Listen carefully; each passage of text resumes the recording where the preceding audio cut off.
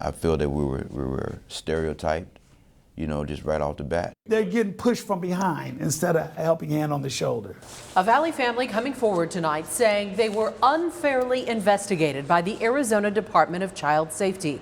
They believe race was a factor. In Arizona, black children are at least 4 times more likely to be removed from their home compared to white and Hispanic children. In fact, 1 out of every 34 black children is in foster care. Experts say the data is alarming. ABC 15's Zach Crenshaw looking into these disparities for months. Tonight, he has the story of how that Phoenix family pushed back and are now pushing for change. All new at 10. Imagine police and child welfare workers outside your home telling you your daughter now belongs to the state. Well, that's exactly what happened to the Ranger family. I just said, "You're not taking my daughter."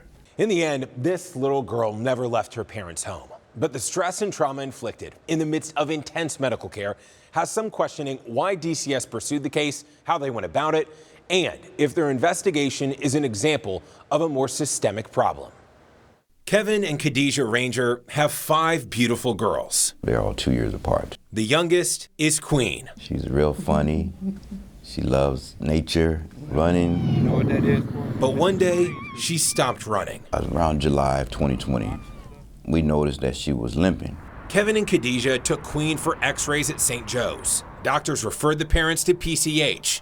That's when they say their ordeal with DCS began. We get a phone call from PCH. "Hey, where are you guys at?" We're eating. Well, you're supposed to come straight over here. So on our flight to PCH, we get another phone call. It's DCS. "Hey, we just got a complaint that you guys are neglecting your daughter's medical care." We're like, "What?"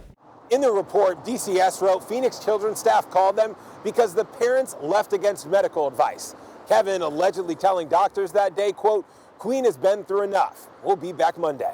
12 days later, caseworkers determined there was no evidence to support that neglect call. I really felt offended because I've always taken care of my children. So I'm like, this is really preposterous. That initial investigation, though, was not their biggest concern. They said, "Okay, Mr. Ranger, we see something on her brain, but we don't know what it is." It was a rapidly growing brain tumor. That's when our whole world stopped. In the year that followed, never missed an appointment. My wife took her to 3 times a week therapy. But the Rangers were now in the system. In September 2021, DCS opened another investigation, alleging the parents medically neglected Queen when they refused to get a specific MRI. That led to a pause in chemo, which doctors say may have contributed to significant life-threatening growth of the tumor. The Rangers denied that MRI with contrast because they say months earlier it caused Queen to have an allergic reaction. She broke out in red hives all over her body. So we're like, well, we're declining that. Then we get another complaint. DCS is involved again. And this is where Dr. Wooten came into play. They came to me because of a simple reason that should have been easily fixed. Dr. Dwayne Wooten made one phone call to Phoenix Children's and resolved the issue by suggesting a different type of MRI. The respected South Phoenix pediatrician couldn't understand why DCS and PCH were trying to force the parents into a medical decision. If you don't allow this to happen, we're going to take your child. How are you going to respond to that? And these parents were loving parents. They just didn't agree with all the kinds of therapy that was pushed onto them. Should DCS have ever been involved with them? Not at all.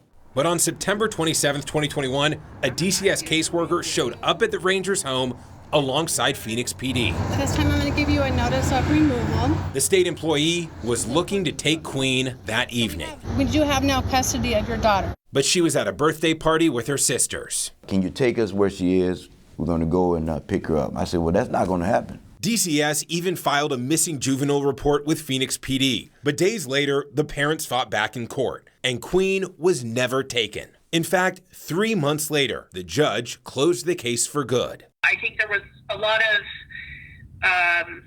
miscommunication early on in this case. I think it was appropriate to become involved at that time, but I don't think it's necessary for these parents to co-parent with the government any longer. It's an overzealousness of dealing with African American families. What I mean by that is giving them no benefit of the doubt. This does frustrate me. Matthew Stewart spent 10 years working for DCS. In 2020, he left and now works as a community advocate trying to change outcomes for black families. In a state where we are data-driven, this data doesn't seem to drive action.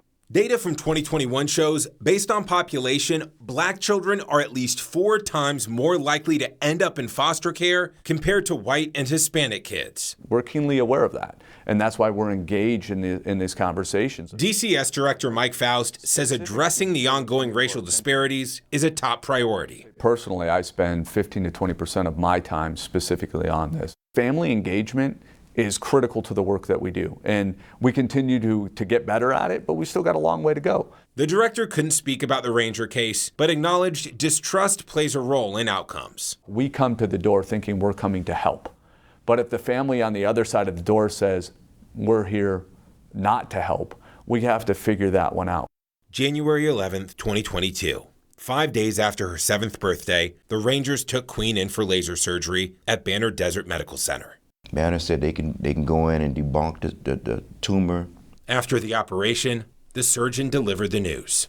Sorry, Mr. Ranger, but obviously something happened as far as her losing oxygen to her brain. For 5 days, the family prayed for a miracle. Just looking at the monitor, she's not really breathing on her own. Finally, they had to pull the plug.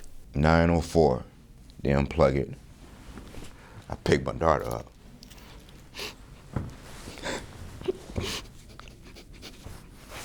Pick my daughter up. Now watch her transition, man.